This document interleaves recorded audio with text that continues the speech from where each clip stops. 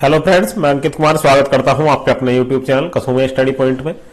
आज की वीडियो में हम बात करने वाले हैं एनएचएम हरियाणा की। एनएचएम हरियाणा में अभी 20 मार्च 2022 को हरियाणा एनएचएम की सीएचओ की वैकेंसी आई है और बड़ी खबर यह है कि हरियाणा सरकार ने सीएचओ को 5 साल बाद स्थायी करने का निर्णय लिया है। तो ये बहुत ही बड़ी खबर है, बहुत बड़ी खुशखबरी है सीएचओ के लिए, जो कि हरियाणा सरकार के द्वारा कदम है। ये बहुत ही सराहनीय कदम उठाया गया हरियाणा सरकार के द्वारा। 5 साल के बाद सीएचओ को स्थायी कर दिया जाएगा। इसी से रिलेटेड पूरी जानकारी के लिए वीडियो को अंत तक जरूर देखें। क्या प्रोसीजर रहेगा परमानेंट करने का, स्थायी करने का, और क्या मानक तय किए गए हैं। और जो स्टूडेंट चैनल पर नए हैं वो चैनल को सब्सक्राइब अवश्य कर ले, जिससे आने वाली वीडियो की नोटिफिकेशन आपको जल्द से जल्द मिल सके। तो चलिए शुरू करते हैं आज की वीडियो। सबसे पहले बात करेंगे कितनी वैकेंसी है, क्या उसकी एज लिमिट रहेगी, क्या क्वालिफिकेशन रहेगी।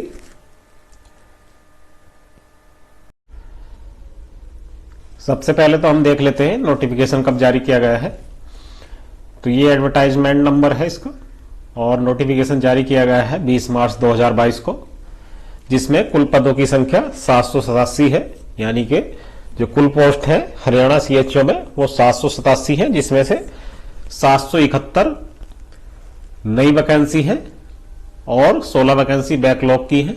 और कुल वैकेंसी की संख्या 787 है, जिसमें सीएचओ को कॉन्ट्रैक्ट बेस पर नेशनल हेल्थ मिशन के अंतर्गत काम करना होगा, सब सेंटर लेवल पर और हेल्थ एंड वेलनेस सेंटर पर, जो कि आयुष्मान भारत के अंतर्गत बनाए गए हैं। और हरियाणा में 18 डिस्ट्रिक्ट है। 18 डिस्ट्रिक्ट के हिसाब से आपको ये पूरी टेबल देगी है, आपके सामने स्क्रीन पर दिखाई भी दे रही होगी कहां पर किस डिस्ट्रिक्ट में कितनी वैकेंसी है, वो आप यहां पे टेबल से देख सकते हैं। और जो स्टूडेंट, जो दोस्त इस नोटिफिकेशन की पीडीएफ डाउनलोड करना चाहते हैं, उसके लिए मैं डिस्क्रिप्शन में लिंक दे दूंगा, वहां से जाकर के आप पीडीएफ डाउनलोड कर सकते हैं और पूरा नोटिफिकेशन पढ़ सकते हैं।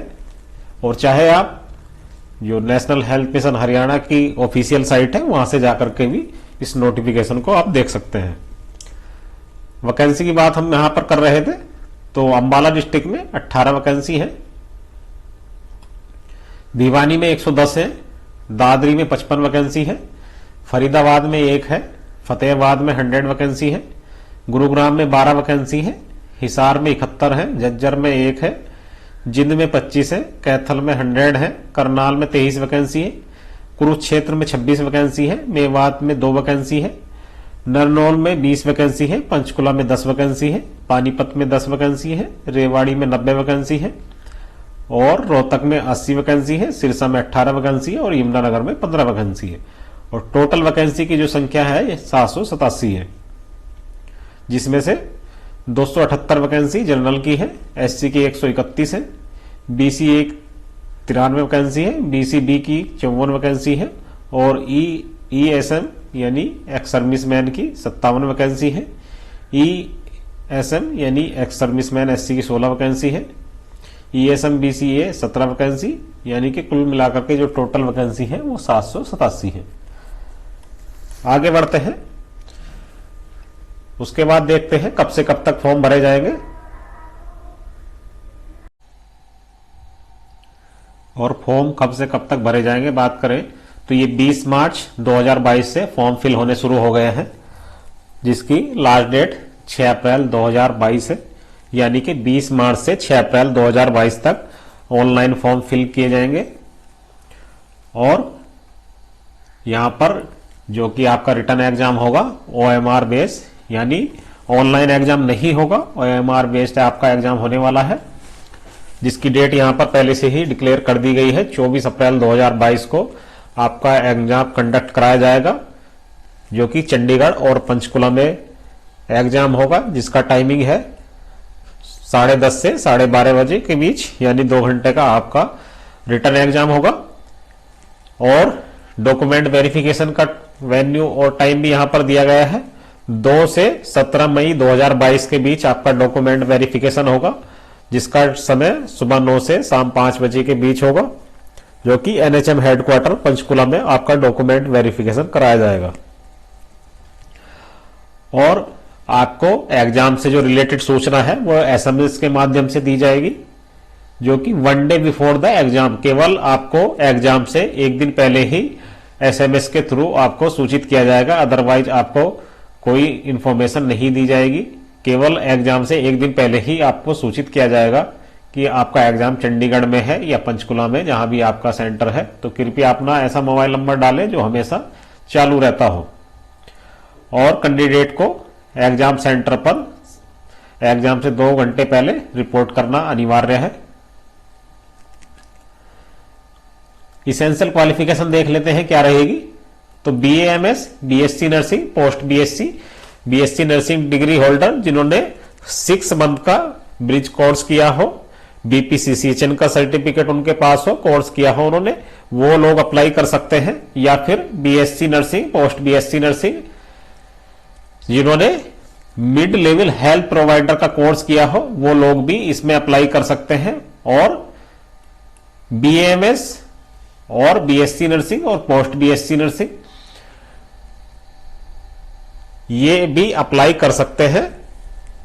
यानी जिनके पास बीपीसीसीएचएन का सर्टिफिकेट नहीं है या फिर मिड लेवल हेल्थ प्रोवाइडर का सर्टिफिकेट नहीं है, वो भी अप्लाई कर सकते हैं। बस बेनिफिट क्या होने वाला है, जिन्होंने पहले से किया हुआ है उनको रिटर्न एग्जाम में जो मार्क्स आएंगे उससे अलग उनको 5 मार्क्स बोनस दिए जाएंगे।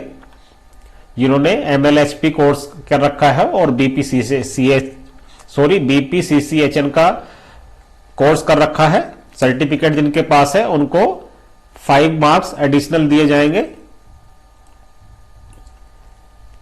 जो आपके ऑब्टेन मार्क होंगे रिटर्न एग्जाम में, ओएमआर बेस्ड एग्जाम में, और प्लस 5 एडिशनल मार्क्स प्रोवाइड कराए जाएंगे जिन्होंने ब्रिज प्रोग्राम का कोर्स कर रखा है या फिर मिड हेल्थ लेवल प्रोवाइडर का सर्टिफिकेट कोर्स उनके पास है, तो उनको 5 मार्क्स का बेनिफिट यहां पर मिलने वाला है। Otherwise BMS, BSc nursing, post BSc nursing जिनके पास ब्रिज प्रोग्राम का सर्टिफिकेट या फिर मिड हेल्थ लेवल प्रोवाइडर का सर्टिफिकेट नहीं है, वह भी अप्लाई कर सकते हैं। अदर इसेंशियल क्वालिफिकेशन देख लेते हैं। तो एज लिमिट कितनी रहने वाली है। तो मिनिमम एज लिमिट 18 साल दी गई है और मैक्सिमम एज लिमिट 42 साल रहेगी। यानी 18 से 42 साल के बीच वाले कैंडिडेट अप्लाई कर सकते हैं। हिंदी या फिर संस्कृत लैंग्वेज आपके पास 10th में होनी चाहिए। जो आपकी 10th आपने किया हो तो उसमें हिंदी या संस्कृत आपके पास लैंग्वेज दोनों में से एक होनी चाहिए। उसके बाद all candidate shell required be registered with respective council of India. Medicine Haryana या फिर हरियाणा स्टेट में आपका रजिस्ट्रेशन होना चाहिए। आपका अगर सिलेक्शन हो जाता है तो आपको 2 मंथ का समय दिया जाएगा। आफ्टर ज्वाइनिंग आप अपना रजिस्ट्रेशन करा सकते हैं हरियाणा स्टेट नर्सिंग काउंसिल में, जो कि पंचकुला में है, जिसके लिए आपको 2 मंथ का टाइम होगा। तो इसमें ऐसा बहुत घबराने वाली बात नहीं है कि जिनके पास पहले से रजिस्ट्रेशन नहीं है वो अप्लाई ना करें, तो वो भी अप्लाई कर सकते हैं। उनका अगर सिलेक्शन होता है, ज्वाइनिंग होती है, तो उसके आपके पास 2 महीने का टाइम होगा रजिस्ट्रेशन कराने के लिए, तो वो लोग भी अप्लाई कर ले जिनका रजिस्ट्रेशन नहीं है। और सैलरी की बात की जाए तो कितनी सैलरी मिलने वाली है। तो जो परमानेंट वाला जो सैलरी का रहने वाला है वो यहां पर PB2 9300 से 34,800 और ग्रेड पे यहां पर 4800 18,750 एज पर सर्विस बायलॉज के हिसाब से आपको bylaws prescribe by employ of NHM Haryana, यानी कि जो भी हरियाणा का वो है सर्विस है उनका वहां की लॉ है उसके हिसाब से आपको ये लागू होगा। और इनिशियली 5 ईयर यानी कि आपको 5 ईयर तक जो सैलरी मिलेगी वो 25,000 मिलेगी, जिसमें से 18,750 रुपए और प्लस पे बैंड 2 प्लस 6250 रुपए आपको ये 5 साल तक मिलने वाले हैं। यानी कि 5 साल तक आपकी सैलरी मिलेगी और प्लस 15,000 इंसेंटिव दिया जाता है सीएचओ को। तो ये 5 साल तक आपको मिलने वाला है। और अगर आप 5 साल कंप्लीट कर लेते हैं और आपकी सर्विस सही रहती है, किसी तरह का कोई प्रॉब्लम नहीं रहती है, तो आपको वहां पर स्थायी कर दिया जाएगा। उसके बाद ये हमारा पे बैंड 2 9300 से 34,800, ग्रेड पे 4800, 18,750, ये आपका जो परमानेंट वाला आपका जो मानक होते हैं परमानेंट के लिए, वो यहां पर लागू हो जाएंगे। और जितने भी अलाउंस मिलते हैं परमानेंट कर्मचारी को, वो सारे के सारे आप पर लागू हो जाएंगे। और उससे पहले 5 साल तक आपका, अगर 1 साल आप कंप्लीट कर लेते हैं तो 5 साल तक 5% इंक्रीमेंट लगता है। यानी हर साल 1 साल कंप्लीट करने पर, जैसे हमने 1 साल कंप्लीट कर लिया तो हमारी जो सैलरी होती है उसमें 5% का इंक्रीमेंट होता है। और उसके बाद आपने अगर 10 साल कंप्लीट कर लिए हैं सेटिस्फैक्ट्री सर्विस, यानी कि सब कुछ आपकी ठीक है, आपकी किसी तरह की प्रॉब्लम नहीं है, कोई कंप्लेन नहीं है आपकी, तो 10 साल के बाद आपको हाउस रेंट भी अलाउ कर दिया जाएगा। हाउस रेंट का अलाउंस भी आपको 10 वर्ष के बाद मिलना शुरू हो जाएगा हरियाणा सीएचओ की वैकेंसी में। और जैसे ये लागू होगा, जैसे ही आप स्थायी होंगे, 5 साल के बाद जो आपका इंसेंटिव था 15,000, वो यहां से हटा दिया जाएगा। उसके बाद जो आपकी परमानेंट वाली सैलरी है उसी हिसाब से आपको वेतनमान सैलरी मिलेगी, इंसेंटिव फिर नहीं मिलेगा। यहां पर ये दिया गया है कि fix as per service by law under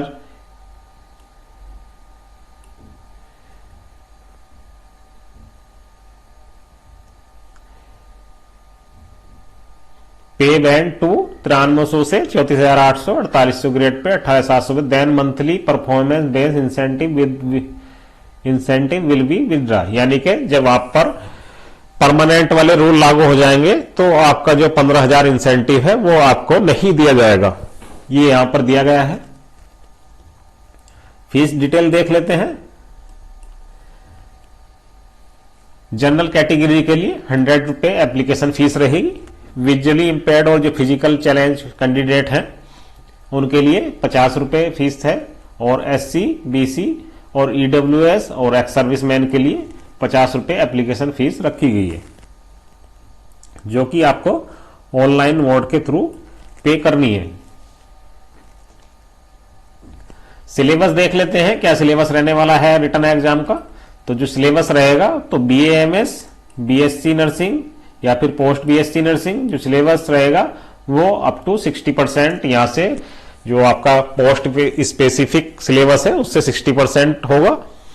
60% का मतलब ये है, अगर 100 मार्क्स का आपका पेपर होगा तो उसमें से 60 क्वेश्चन आपके पोस्ट स्पेसिफिक से आएंगे। उसके बाद जनरल नॉलेज और करंट अफेयर के 10%, यानी कि अगर 100 नंबर का पेपर है तो 10 नंबर आपके जीके और करंट अफेयर के बैठते हैं।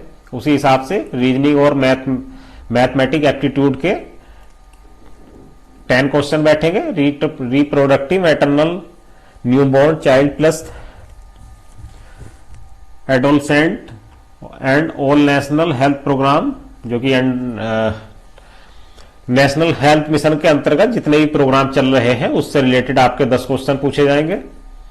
और जो आपका MLHP कोर्स है BSc nursing, post BSc nursing के साथ, उससे भी आपके 10 क्वेश्चन पूछे जाएंगे। यानी कि आप यहां पर ये मान सकते हैं, जो कि पोस्ट स्पेसिफिक है, कि उससे 60 क्वेश्चन पूछे जाएंगे, जीके से 10 क्वेश्चन, NHM के जो प्रोग्राम चल रहे हैं उससे 10 क्वेश्चन, और जो आपका 6 मंथ का ब्रिज प्रोग्राम कोर्स है या फिर mid health level program course आपने किया है तो उससे 10 क्वेश्चन यहां पर पूछे जाएंगे। कुल क्वेश्चन की संख्या 100 रहने वाली है। अभी यहां पर पूरा दिया नहीं है क्वेश्चन की संख्या, लेकिन जिस हिसाब से इन्होंने परसेंटेज दे रखी है उस हिसाब से आप मान सकते हैं कि 100 क्वेश्चन रहने वाले हैं।